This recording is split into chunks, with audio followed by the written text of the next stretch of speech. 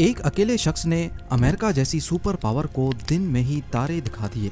इसने 2013 में अमेरिका के 10 लाख से ज्यादा टॉप सीक्रेट डॉक्यूमेंट्स चुराकर उनको दुनिया के सामने खोल कर रख दिया और तब से लेकर पिछले 11 सालों से ये अमेरिका का मोस्ट वांटेड क्रिमिनल है। लेकिन अमेरिकन गवर्नमेंट का इतना ज्यादा नुकसान करने के बावजूद आज दुनिया में इसको हीरो की नजर से देखा जाता है। लेकिन आखिर क्यों?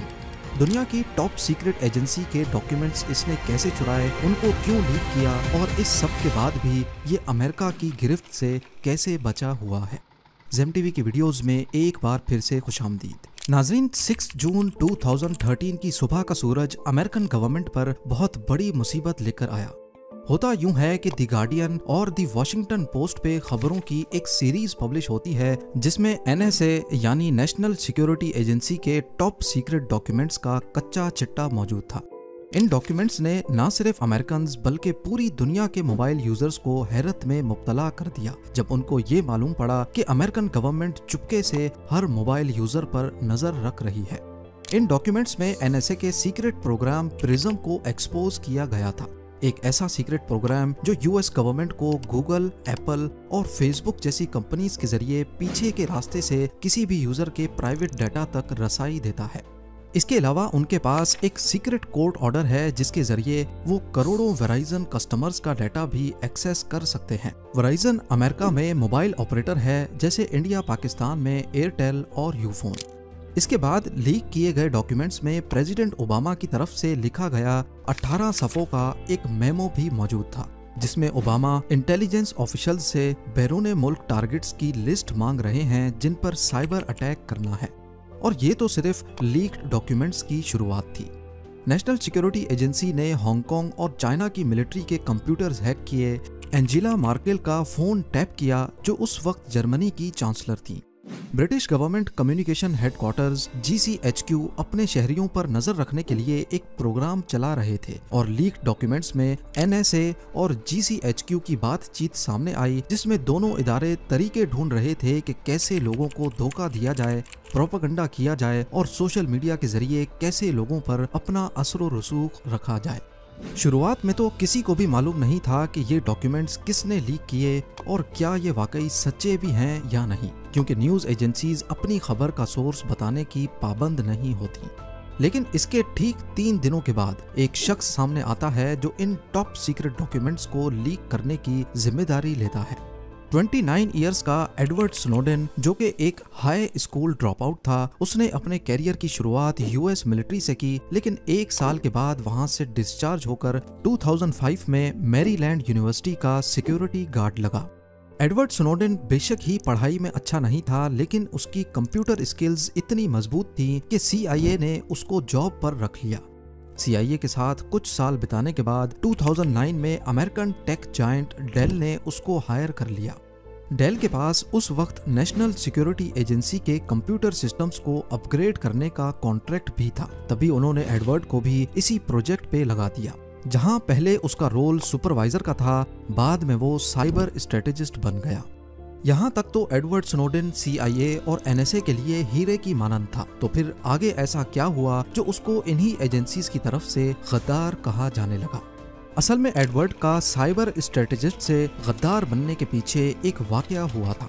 NSA के कंप्यूटर्स ऑपरेट और अपग्रेड करने के दौरान एडवर्ड को मालूम पड़ा कि नेशनल सिक्योरिटी एजेंसी के पास किसी भी मोबाइल यूजर का पर्सनल डाटा एक्सेस करने की पावर मौजूद है। उसने कुछ रिकॉर्ड्स भी देखे जो पहले उसको लगा कि शायद ये इंटरनेशनल क्रिमिनल्स के रिकॉर्ड हैं, लेकिन असल में ये क्रिमिनल्स नहीं बल्कि अमेरिका के अमन पसंद शहरी थे। उसी दौरान अमेरिका की कांग्रेस में इंटेलिजेंस के मुद्दे पर एक बहस चल रही थी। रॉन वाइडन जो कि एक अमेरिकन पॉलिटिशियन हैं, उन्होंने भरी कांग्रेस में नेशनल सिक्योरिटी एजेंसी के डायरेक्टर जेम्स क्लैपर से एक सवाल किया कि आपकी एजेंसी अमेरिकन्स का डाटा इकट्ठा करती है या नहीं। कांग्रेस का ये सेशन नेशनल टेलीविजन पर भी ब्रॉडकास्ट हुआ। जेम्स क्लैपर ने करोड़ों लोगों के सामने बोला कि नहीं, हमारा काम सिर्फ फॉरेन इंटेलिजेंस है। एडवर्ड स्नोडेन उस वक्त टेलीविजन पे अपने डायरेक्टर को साफ साफ झूठ बोलता देखकर हैरत में पड़ गया। उसको इतना गुस्सा आया कि 3 दिनों के बाद उसने डेल की जॉब को छोड़ दिया जहां से वो सालाना $2 लाख कमा रहा था। 2013 में उसने डेल को छोड़कर बूज एलन हैमिल्टन को ज्वाइन किया, जो कि यूएस मिलिट्री, CIA और NSA के लिए काम करती थी। यहाँ पर भी उसको NSA के ही एक प्रोजेक्ट पे लगा दिया गया। नेशनल सिक्योरिटी एजेंसी का कहना है कि एडवर्ड ने हमारे सिस्टम से इतनी फाइल्स चुराई हैं कि उनका अंदाजा लगाना भी मुश्किल हो रहा है, क्योंकि उनकी तादाद 20 लाख से भी ज्यादा हो सकती है। लेकिन एडवर्ड ने ऐसा क्या किया जो वो टॉप सीक्रेट एजेंसी की फाइल्स कॉपी कर गया, वो भी किसी को भनक पड़े बगैर। हैरानी की बात यह है कि इस काम के लिए उसने किसी पेचीदा हैकिंग टूल्स का इस्तेमाल नहीं किया, बल्कि ये सारा काम एक छोटी USB ड्राइव से किया गया। पर आखिर कैसे? क्योंकि नॉर्मल ऑफिसेज में ही डाटा चोरी हो जाने के डर से खास तौर पर USB ड्राइव्स पर पाबंदी होती है। दूसरा ये कि किसी भी कंपनी के सिस्टम में जहां कॉन्फिडेंशियल डाटा होता है, वहां हर एम्प्लॉय के पास डाटा एक्सेस करने की अथॉरिटी नहीं होती। ये तो फिर भी नेशनल सिक्योरिटी एजेंसी के कंप्यूटर्स थे, जिनकी सिक्योरिटी का कोई तोड़ नहीं होता। एडवर्ड स्नोडेन ने ये काम करने से पहले अपने भागने का प्लान बनाया और अपनी लोकेशन का फायदा उठाया। क्योंकि वो बूज एलन हैमिल्टन की तरफ से NSA के प्रोजेक्ट के लिए हायर किया गया था, इसी वजह से उसको हवाई में NSA के मैरीलैंड हेडक्वार्टर्स से 5000 मील दूर रखा गया था। हवाई मैरीलैंड से 6 घंटे पीछे है, जिसका मतलब कि जब एडवर्ड अपने हवाई ऑफिस में काम करता, उस वक्त तक NSA के हेडक्वार्टर्स में सब चले जाते थे। दूसरा फायदा ये था कि उसको NSA हेडक्वार्टर्स के सर्वर्स तक थिन क्लाइंट सिस्टम के जरिए रसाई हासिल थी, जो कि असल में आउटडेटेड था। तीसरा फायदा ये कि एडवर्ड खुद वहां सिस्टम एडमिनिस्ट्रेटर था, यानी उसकी प्रोफाइल की हाई सिक्योरिटी क्लियरेंस थी, जिससे उसके पास ज्यादा राइट्स थे। यानी वो बिना नजरों में आए किसी भी सिस्टम से डाटा कॉपी कर सकता था। बस इसी चीज का फायदा एडवर्ड स्नोडेन ने उठाया और बिना नोटिस हुए 5000 मील दूर से ही 20 लाख से ज्यादा फाइल्स कॉपी कर ली।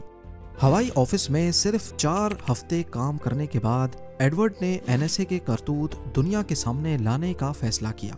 उसने तमाम डॉक्यूमेंट्स USB ड्राइव में कॉपी किए।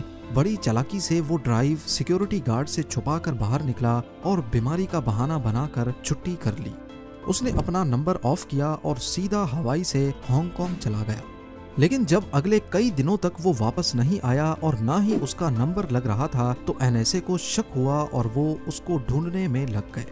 हांगकांग पहुंचकर वो कुछ भरोसे वाले जर्नलिस्ट से मिला, उनको डॉक्यूमेंट्स दिए और फिर वही डॉक्यूमेंट्स अगले दिन दुनिया की हेडलाइंस बन गए। एडवर्ड स्नोडेन के लीक किए गए डॉक्यूमेंट्स ने दुनिया भर में NSA की सीक्रेट पावर्स पर एक नई बहस छेड़ दी। इस पर सरकारी प्रॉपर्टी की चोरी, नेशनल सिक्योरिटी के सिस्टम्स में बगैर इजाजत घुसने और टॉप सीक्रेट इंफॉर्मेशन को अनऑथराइज्ड लोगों तक पहुंचाने का इल्जाम आयद किया गया। साथ ही अमेरिकन गवर्नमेंट ने हांगकांग से मुतालबा किया कि एडवर्ड को हमारे हवाले किया जाए, लेकिन वो भी अपना हर कदम पहले से प्लान करके बैठा था। तब तक वो जहाज पकड़कर रशिया चला गया, जहां शुरू में उसको असाइलम मिला और फिर सितंबर 2022 में पुतिन ने उसको रशियन सिटीजनशिप दे दी। तब से लेकर एडवर्ड स्नोडेन कई इंटरव्यूज दे चुका है, जिसमें उसने बताया कि कैसे हमारे फोन्स हमारी ही जासूसी करते हैं। उसने नोजी स्मर्फ नामी एक टूल का जिक्र किया, जो हमारे फोन के माइक्रोफोन का एक्सेस सिक्योरिटी एजेंसीज को देता है, जिससे वो आसपास की आवाजें बिना किसी रुकावट के सुन सकते हैं।